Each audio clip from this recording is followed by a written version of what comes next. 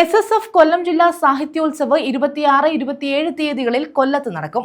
മത്സ്യത്തൊഴിലാളികളുടെ ജീവിതവും കടൽ മണൽ ഖനനവും സാഹിത്യോത്സവത്തിൽ ചർച്ചയാകുമെന്ന് ഭാരവാഹികൾ പറഞ്ഞു. SSFന്റെ 32ാമത് എഡിഷൻ കൊല്ലം ജില്ലാ സാഹിത്യോത്സവമാണ് 26-27 തീയതികളിൽ കുന്നിക്കോട് നടക്കുന്നത്.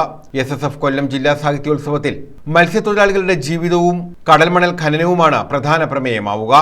മന്ത്രി KN ബാലഗോപാൽ സാഹിത്യോത്സവം ഉദ്ഘാടനം ചെയ്യുമെന്ന് ഭാരവാഹികൾ അറിയിച്ചു.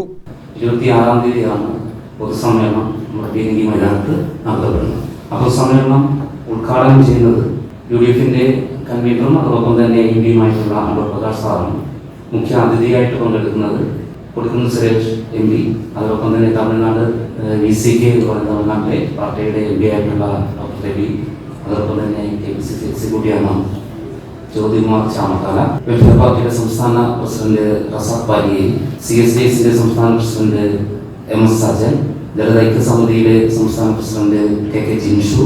പരിസ്ഥിതി ആക്ടിവിസ്റ്റ് K സഹദേവൻ മുഖ്യ അതിഥിയാകും. പരിസ്ഥിതി പ്രവർത്തകനും എഴുത്തുകാരനുമായ ദേവദാസ് ക്ലാപ്പന പ്രധാന പ്രഭാഷണം നടത്തും.